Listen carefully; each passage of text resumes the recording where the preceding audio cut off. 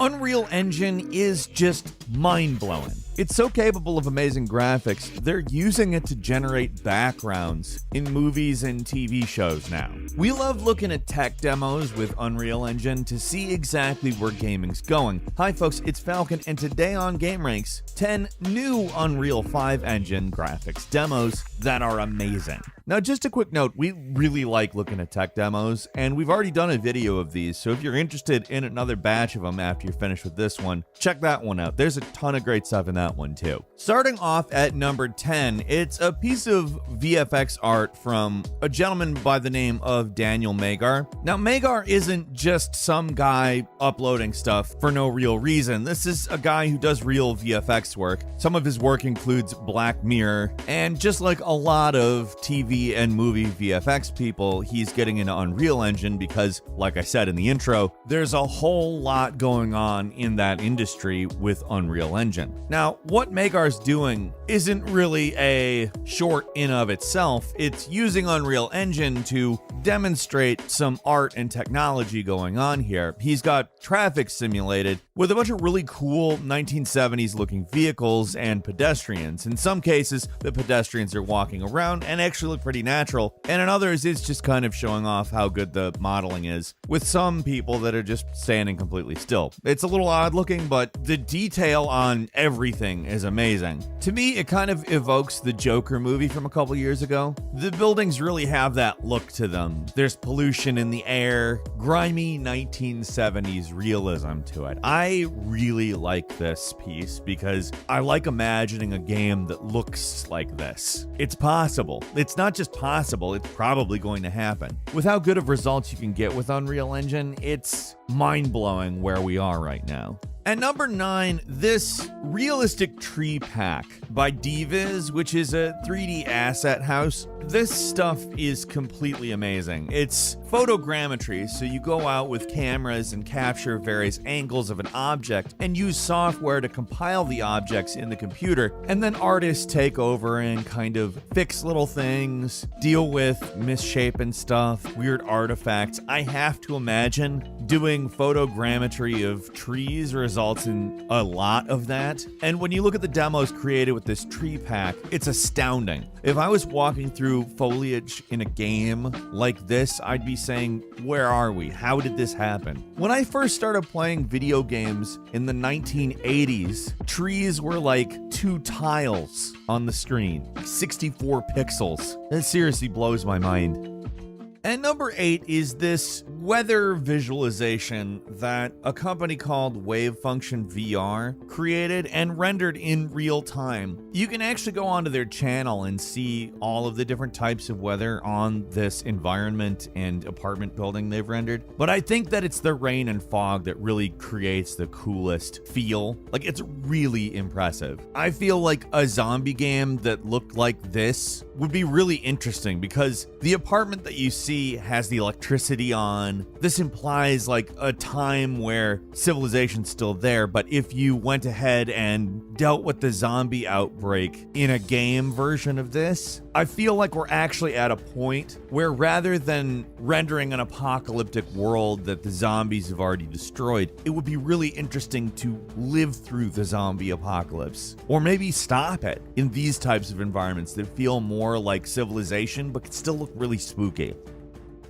At number 7, it's not as though we've never seen Skyrim in Unreal Engine 5, but it's hard to resist new ones, especially ones that do it this well. Look at this game running in Unreal Engine. Look at these shadows. Look at the light. Look at the foliage. Now, obviously, there's an element of style to Skyrim that keeps it from looking completely photorealistic. Like, it has an almost surreal look to it, even in this normal town, but it's beautiful. It just has this quality to it that's so tranquil and warm and beautiful. It's something I would absolutely love to play. If Bethesda ever gets their heads out of their butts and decides to just start using Unreal Engine on everything, and particularly decides that they need to re-release Skyrim for the 900th time, this is how I want to see it.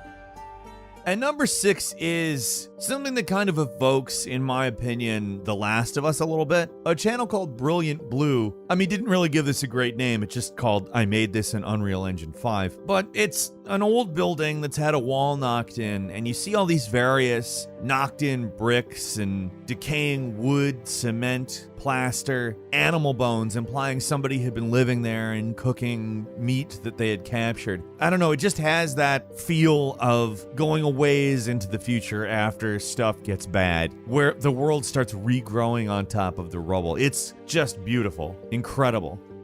And number 5 is this short called Infinite Limbo by a gentleman by the name of Rivardo Kasuma. Now this is a really interesting short because the title tells you to turn the loop on, which if you didn't know, you can right-click a YouTube video and click loop. So it starts off with a man standing in front of a sunset, and he just does a backflip off a building. We see him falling off the building in a very cool angle. We see close-ups of him, his clothes, the detail, the hair, the wind affecting him, the motion blur on the building behind, and then a portal opens up, and we see this man's individual eyebrows as his eyes open up to see himself floating above the planet. Now, obviously, this ceases to be realistic here. I'm not too worried about this happening in real life to me. I don't jump off a lot of buildings. I'm also a bird, so I can fly, don't do a lot of falling. But our man does do a lot of falling, falls back to Earth, lands in the same place, and it all starts over again. And number 4 is a demonstration of both Lumen and Nanite, which we've talked about a little bit, but I'll give a quick overview again. The artist whose work you're looking at right now is a guy by the name of Anwar Figueroa. So Lumen is global illumination. You probably guessed that from the name, but using Lumen, you don't have to generate light maps, so you burn in shadows to various geometry to give us like a real looking thing. Instead, it just happens. It looks amazing, but paired with Nanite, which is virtualized micropolygon geometry, which doesn't mean a lot to the lay, but basically Nanite auto scales geometry's complexity, where 10 years ago you might have 3 different versions of a model, so that off in the distance it's a super low polygon model, closer up it's maybe a little bit more, and then right up you get as much detail as you're going to get in the game. That's not how Nanite works. You dump in a model with as many polygons as you could possibly want, and Nanite scales it to the hardware so that it displays it as best as possible, and in many cases with just insane detail. That brings us back to what we're looking at, which you would be forgiven for just thinking you're looking at video footage of a real forest. If you went into a movie theater and saw this on the screen, you'd be like, oh, they filmed this. This isn't, if it's computer generated, this would take months to render on some,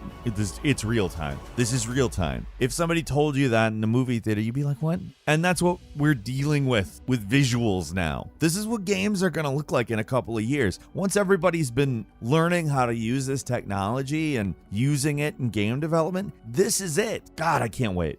At number 3 is this sort of seaside town constructed with photogrammetry, that's 3D scans, with a bunch of old, like New England looking, grimy old buildings with a ton of rocks, reflective surfaces, some wetness, some boats. To me, it kind of evokes Dishonored a little bit, while having a sort of distinctly Maine or New Hampshire influence as well. It gets particularly amazing when you start seeing this scene at night with only minimal sources of light. It just actually completely looks like walking around with a flashlight.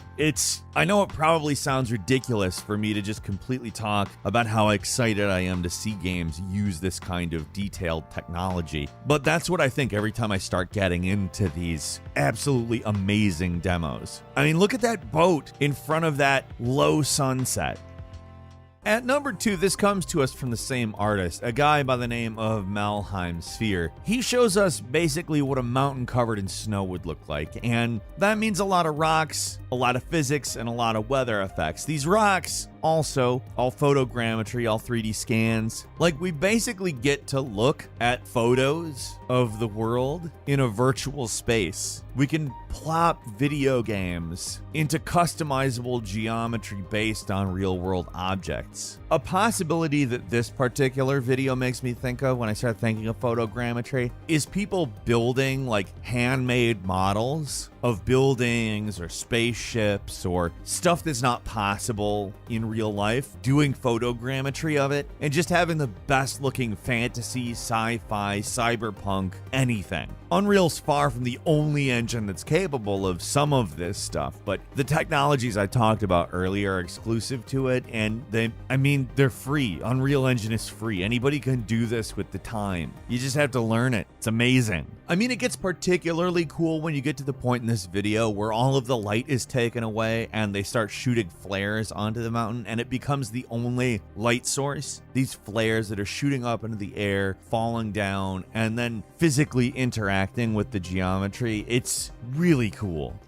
And finally, at number 1 is this amazing piece of art that a channel called Rob Jin Studio created called Home, which is intended to show the beauty of Earth. And it, oh wow, does it. You see so many different types of environments in this short. You start off outside, way above the Earth, looking down, and it just looks like video footage taken from a satellite or something. And you see an asteroid pass by. Then we cut to the Arctic. The ice just has this incredible, feel to it. You can just feel the cold coming off of it. It cuts to the desert, which I don't know if you've ever walked around in the desert. I have. That's exactly what it looks like. And then you cut to these beautiful rolling hills with trees, and then a fully realized metropolis. It actually is amazing that this stuff exists on Earth, but it's more amazing it can be simulated to this degree of realism in a virtual space. And that's all for today. Leave us a comment. Let us know what you think. If you like this video, click like. If you're not subscribed, now's a great time to do so. We upload brand new videos every day of the week. Best way to see them first is, of course, best way to see them is, of course, a subscription. So click subscribe. Don't forget to enable all notifications. And as always, we thank you very much for watching this video. I'm Falcon. You can follow me on Twitter at FalconHero. We'll see you next time right here on gameranx.